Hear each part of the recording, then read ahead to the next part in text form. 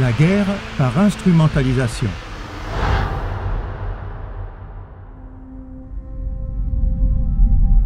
Chaque guerre est menée stratégiquement.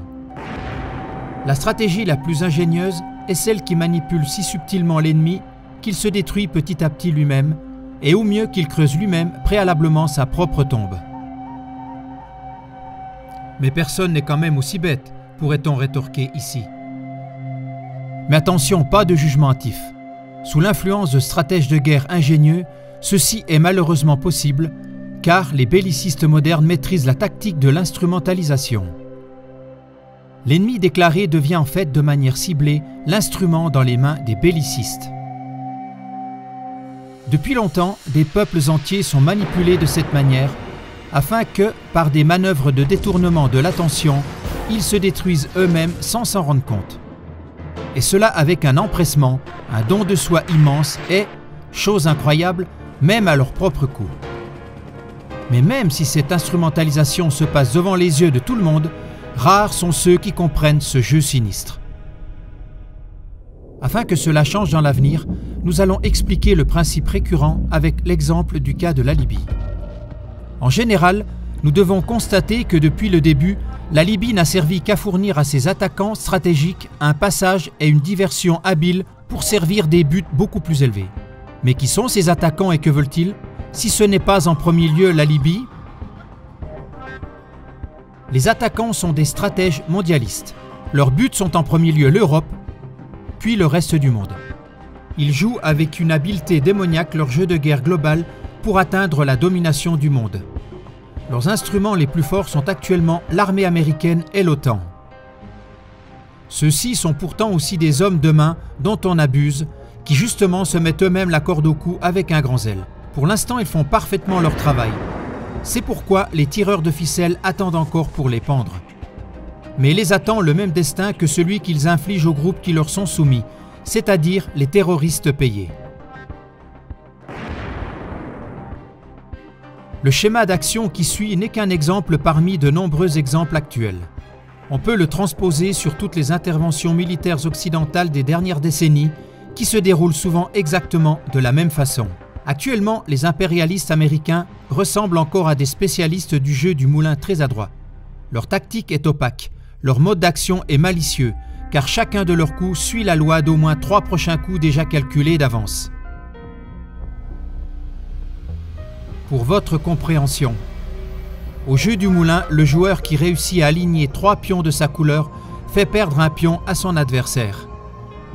Comme au jeu d'échecs, la tactique la plus forte du joueur expérimenté consiste à tromper l'adversaire par des coups calculés à l'avance et à l'attirer dans ses pièges, et même à instrumentaliser le joueur naïf pour ses propres fins, pour atteindre le plus rapidement possible la situation toujours gagnant souhaitée.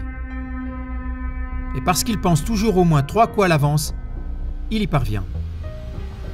Ces global players, en français les joueurs mondiaux, ont réussi une fois de plus dans le cas de la Libye à faire avancer leur but qui est toujours le même. Quel est exactement ce but?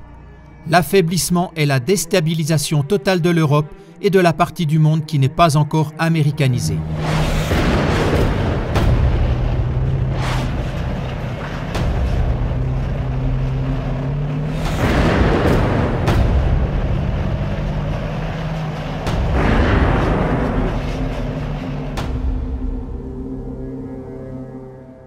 Comme nous allons le voir en détail dans ce qui suit, c'était le but fixé depuis le premier coup stratégique du jeu. Ces jours-ci, le but est en train d'être atteint à travers les pays déstabilisés par le printemps arabe, qui ne peuvent plus en aucun cas subvenir à leurs propres besoins.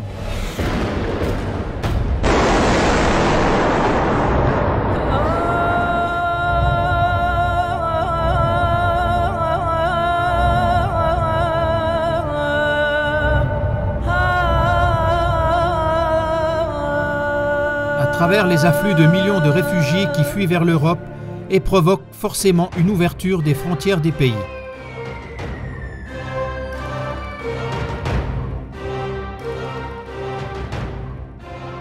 L'Europe s'embourbe alors lentement, mais non par hasard, dans des problèmes sociaux, économiques, politiques, mais aussi religieux.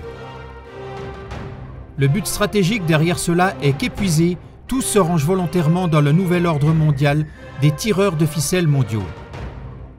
Et c'est exactement ce à quoi les nations d'Europe n'auraient jamais été prêtes sans le chaos orchestré intentionnellement, tout comme les États d'Afrique jusqu'alors florissants n'étaient pas prêts à cela avant le printemps arabe. Par des stratégies identiques à 4 stratégies bien pensées dans le premier coup du jeu du moulin, les impérialistes américains se sont procuré des avantages inexorables qui, à peine 4 ans après la chute sanglante de Mouammar Kadhafi, ont abouti aujourd'hui à une disposition stratégique semblable au jeu du moulin, c'est-à-dire une situation toujours gagnant pour les globalistes. Le premier coup stratégique du gouvernement américain, à l'exemple du champ de bataille du moulin appelé « Invasion de la Libye », commence au début du premier mandat du président américain Obama en 2009. À travers la première participation de Kadhafi en tant que représentant de l'Union africaine au G8 à l'Aquila en 2009 et l'apparence donnée que l'on trouverait un dialogue équitable dans les négociations pour le pétrole et le gaz, le joueur de moulin global a posé son premier pion dans le coin stratégique du plateau de jeu. Le monde pensait pouvoir respirer pour la première fois sous le gouvernement d'Obama au sujet de la relation entre la Libye et les USA, en comparaison avec l'ex-gouvernement de Ronald Reagan qui avait autrefois nommé Kadhafi le chien fou du Moyen-Orient. Sans que l'opinion publique mondiale le sache, le gouvernement américain entretenait pourtant déjà depuis un an des relations avec certaines figures du gouvernement de Kadhafi et discutait en cachette les avantages de l'élimination de Kadhafi. Dans ce contexte, Wikileaks a publié une dépêche en juillet 2008 qui prouve une relation entre l'ambassade américaine et Choukri Ghanem, le premier ministre et ministre du pétrole institué par Kadhafi. La dépêche retient que l'ambassade américaine a discuté par l'intermédiaire de Ghanem sur le fait qu'il n'y aurait pas de vraie réforme économique et politique tant que Kadhafi ne serait pas mort. Ne se doutant de rien, les peuples d'Europe et tous les médias ont été trompés intentionnellement et instrumentalisés lors de ce premier coup. Tous les médias de masse, tous les politiciens et citoyens qui ont parlé à travers le monde de la célèbre poignée de main entre Obama et Kadhafi, comme d'un événement historique, ont directement fait le jeu du régime américain et ont confirmé sa manœuvre de diversion. C'est ainsi que les peuples d'Europe, dans le rôle du joueur naïf, ont placé leurs pions quelque part au hasard sur le plateau de jeu.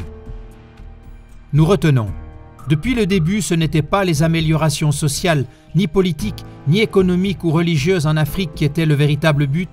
Oui, ce n'était même pas leurs ressources pétrolières. Car ce que c'est la géologie moderne aujourd'hui, les faiseurs de guerre le savent depuis longtemps. Les scientifiques de haut rang désignent le pétrole comme la circulation sanguine de la Terre. Pour le dire autrement, de même que dans le corps humain, le sang perdu est reproduit immédiatement, il en est de même dans les entrailles de la Terre pour le pétrole consommé. La Terre est donc un organisme. C'est pourquoi les bellicistes laissent parfois brûler des gisements de pétrole entiers sans inquiétude, si l'on pense par exemple à l'Irak et à différents autres endroits. Avec l'occupation des pays extracteurs de pétrole, les stratèges mondiaux ne veulent donc pas en premier lieu des gains financiers pour eux-mêmes, mais des pertes économiques pour les autres. En d'autres termes, il s'agit en priorité de l'empêchement d'une quelconque autarcie, c'est-à-dire d'une indépendance économique de tous les pays qui ne sont pas encore dépendants d'eux. Évidemment, les gisements de pétrole confisqués servent en même temps d'argent de poche sur le chemin de l'établissement d'une structure de propre pouvoir, mais seulement en deuxième priorité. Comme deuxième coup des stratèges américains, une stratégie servant délibérément à distraire du but véritable a suivi en 2011. Au premier coup d'œil, elle semblait tout simplement totalement décousue de l'ensemble.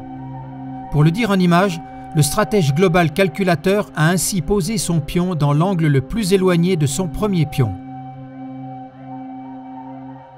En pratique, cela voulait dire on a soudain poussé Kadhafi de manière ciblée dans un coin en le faisant passer pour un dictateur horrible. Le peuple libyen, présenté comme affreusement opprimé et torturé, est devenu le sujet de discussion numéro 1. Mais tout cela uniquement pour réchauffer à l'avance l'opinion mondiale et ainsi justifier devant le peuple et le monde politique l'absolue nécessité d'une intervention militaire. C'est-à-dire pour instrumentaliser le peuple et le monde politique mondial pour les prochains coups du jeu. Ce que l'opinion publique mondiale n'a pourtant jamais entendu, c'est le fait qu'au moment de la poignée de main avec Kadhafi, le gouvernement des USA était déjà en train d'armer activement des milices terroristes, des cadres d'Al-Qaïda et des rebelles pour le combat contre le gouvernement de Mouammar Kadhafi.